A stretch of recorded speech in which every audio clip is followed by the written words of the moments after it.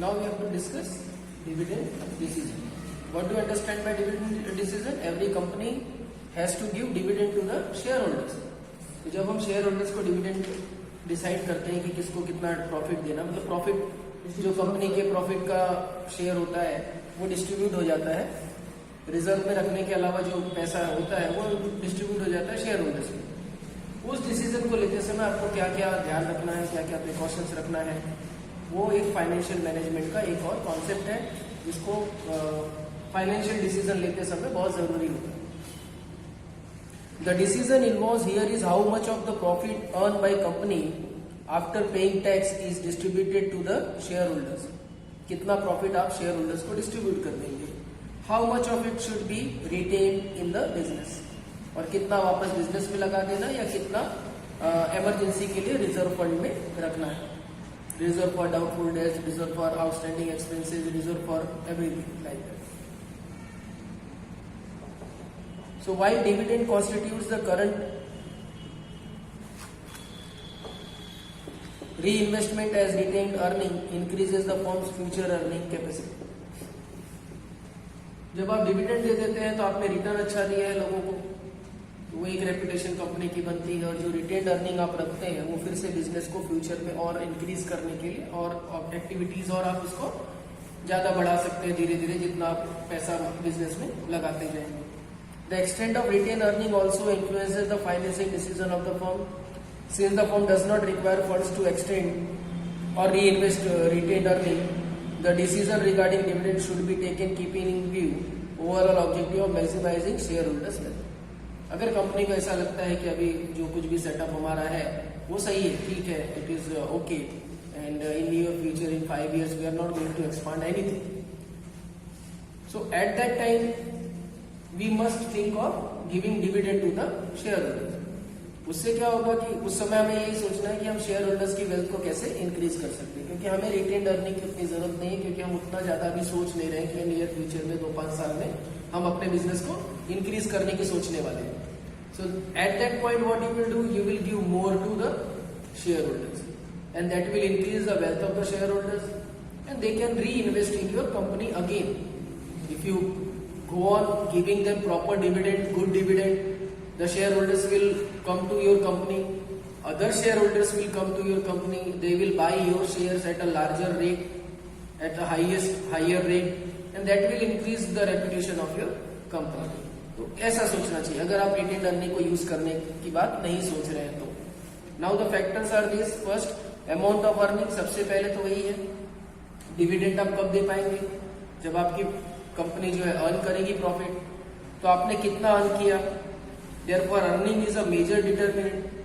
अगर आपकी अर्निंग बहुत कम है और आपको वर्किंग कैपिटल और फिक्स कैपिटल के लिए उसी को रखना बहुत जरूरी लग रहा है फ्यूचर एक्सपेंडिचर को कवर करने के लिए, तो आप उसे रख लेंगे, फिर आप डिविडेंड उतना नहीं देंगे, कम से कम डिविडेंड देंगे, ज्यादा से ज्यादा रिटेन्ड अर्निंग देंगे. नेक्स्ट है stability earning. Other things remaining the same, a company having stable earning in a better position to declare higher dividend. एक रेगुलर एवरेज निकाला हमने, तो हमें पता है कि हर साल अपने को इतनी अर्निंग तो होती, उससे कम कभी नहीं होती और न कभी होगी. और ऐसे में हम ये मानते हैं कि बाकी की सारी इकोनॉमिक सिचुएशंस जो होगी वो स्टेबल होगी, कांस्टेंट होती है. कोई भी इकोनॉमिकल हम ये लेते हैं प्रोटोकॉल, इकोनॉमिकल कोई भी डिसीजन हम लेते हैं, चाहे वो इकोनॉमिक्स में भी आप देखेंगे, चाहे वो नेशनल इनकम की बात हो, चाहे वो इंडिफरेंस कर्व की बात हो, चाहे वो डिमांड कर्व की बात हो, चाहे यूटिलिटी की बात हो, हर चीज में जो भी इकोनॉमिक्स ने जो भी अपना प्रेडिक्शन बनाया होगा, जो भी अपने रूल्स बनाए होंगे, उसमें उन्होंने साथ में ये भी कहा होगा कि keeping other things as constant. Keeping in mind की अदर थिंग्स क्या है, कॉन्स्टेंट है, और कोई थिंग उस पर इफेक्ट नहीं करती है, तब ये रूल अप्लाई हो सकता है. जैसे हम लोग यूटिलिटी की बात करते हैं तो हम कहते हैं ना कि वो अपना सारा पैसा खर्च कर देगा, तो कोई भी सारा पैसा तो खर्च करता ही नहीं, लेकिन हम ऐसा मान के चलते हैं कि कस्टमर क्या कर रहा है, अपना सारा पैसा उस प्रोडक्ट पर या 2 प्रोडक्ट पर खर्च कर दे रहा है. So that is how in financial statement also हम लोग ये समझ लेंगे कि हमारी अर्निंग रेगुलर होने वाली है, इतनी होने वाली है, तो उसके ऊपर जो पैसा है वो बड़े आराम से डिविडेंड बेफिक्र होकर दे सकते हैं कि हमको मालूम है इतनी अर्निंग तो अपने को होगी, तो हम डिविडेंड के लिए अच्छा डिसीजन ले सकते हैं. तो इसके लिए आपका स्टेबल होना मार्केट में बहुत जरूरी है आपकी कंपनी का. फिर है stability of dividend. Company generally follow policy of stabilising dividend per share. The increase in dividend is generally made when there is confidence that their earning potential has gone up and not just the earning of the current year. अब companies का जो dividend देने का एक rate होता है वो भी फिक्स होता है, शेयर होल्डर्स को मालूम पड़ता है कि यहाँ से अपने को 15% 16% डिविडेंड मिलने वाला है हमारे पर शेयर पर। तो वो डिविडेंड कंपनियां काफी सालों तक फिक्स रखती है, उसको ज्यादा बढ़ाने की कोशिश नहीं करती। क्यों नहीं करती बढ़ाने की कोशिश?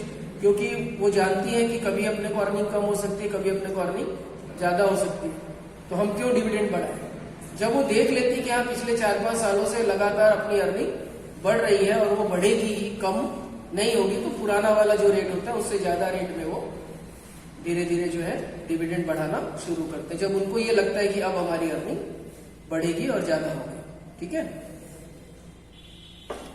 Then we have growth opportunities. अगर आपको लगता है कि आपकी कंपनी को आप बढ़ा सकते हैं और एक्सपांड कर सकते हो तो आप रिटेन अर्निंग ज्यादा रखेंगे और डिविडेंड कम देंगे।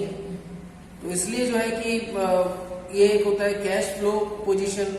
The payment of dividend involves an outflow of cash. Company may be earning profit but may be short on cash. ये भी हो सकता है कि आप प्रॉफिट तो कमा रहे हैं लेकिन कैश बैलेंस जो आपकी कंपनी में होना चाहिए वो कम है, तभी भी आपको अर्निंग रिटेन रखनी पड़ेगी, डिविडेंड कम देना पड़ेगा। क्योंकि अचानक जब आपको पैसे की जरूरत पड़ेगी तो आप रिटेन अर्निंग में से ही निकाल सकते हैं, वही रिजर्व रखा है आपने, बाकी तो सब फिक्स्ड है, उसमें से तो आप कुछ नहीं कर सकते। तो इसलिए अगर कैश का फ्लो आपको प्रॉब्लम कर रहा है, you are requiring cash in future, आपको लगता है कि कैश शॉर्ट हो सकता है, तो भी आपको डिविडेंड कम देना पड़ेगा और रिटेन अर्निंग रखनी पड़ेगी। Share holders preference while declaring dividend, management must keep in mind the preference of the shareholders in this regard. If the shareholders in general desire that at least certain amount is paid to as dividend, मतलब share holders के बारे में भी हम सोचेंगे। अगर वो कहते हैं कि भाई कम से कम हमको इतना डिविडेंड तो मिलना ही चाहिए, तो आप उतना देना पड़ेगा, नहीं तो शेयर होल्डर्स आउट हो जाएगा आपकी कंपनी से, बेच देगा किसी भी कीमत पर आपका शेयर, ऐसा होगा। टैक्सेशन पॉलिसी जो गवर्नमेंट की होती है, आपको ये ध्यान रखना है कि प्रेजेंट पॉलिसी क्या है, फ्यूचर में क्या पॉलिसी आने वाली है, चेंजेस क्या हो सकते हैं, तो उसके लिए भी आपको ध्यान रखना है कि डिविडेंड देते समय ऐसा ना हो जाए कि हमने डिविडेंड तो बांट दिया लेकिन बाद में जब टैक्सेशन पॉलिसी के हिसाब से हमको टैक्स देना पड़ा तो हमारे पास पैसा ही नहीं बचा। तो ये नहीं होना चाहिए। तो the choice between the payment of dividend and retaining earnings to some extent ये affected by the difference in the tax treatment of dividends and capital gains. If tax on dividend is higher, it is better to pay less by way of dividend.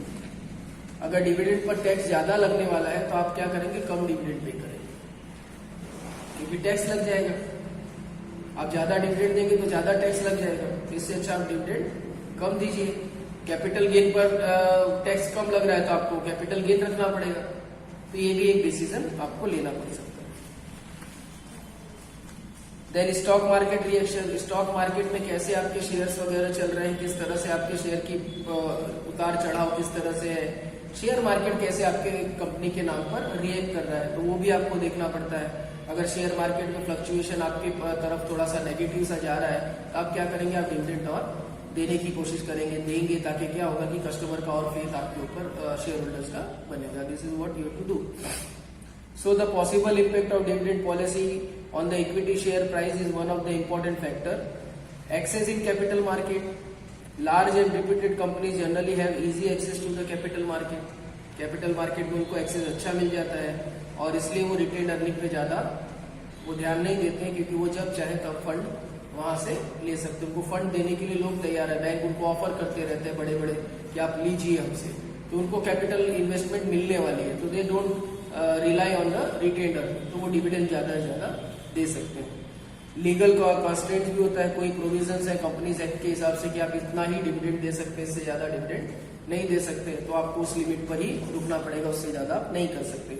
Contractual constant while granting loans to company sometime the lender may impose certain. Company ने किसी lender से, किसी बड़े bank से loan लिया है, तो loan लिया है तो लोन लेते वक्त उन्होंने रेस्ट्रिक्ट कर दिया है कि आप इतना ही डिविडेंड दे सकते, इतना % ही डिविडेंड दे सकते, इससे ज्यादा डिविडेंड आप नहीं दे सकते। तो वो रेस्ट्रिक्शन आपको फॉलो करनी पड़ेगी, उसी कंडीशन पर तो वो लोन दे रहे हैं, क्योंकि उनको लगता है कि डिविडेंड जितना बचेगा उतना रिटेन अर्निंग होगी, उतना ही हमको रिटर्न कर पाएंगे। So that's why they put that particular condition. तो this is how these are the factors which affect your dividend decision. Further things we will see later on.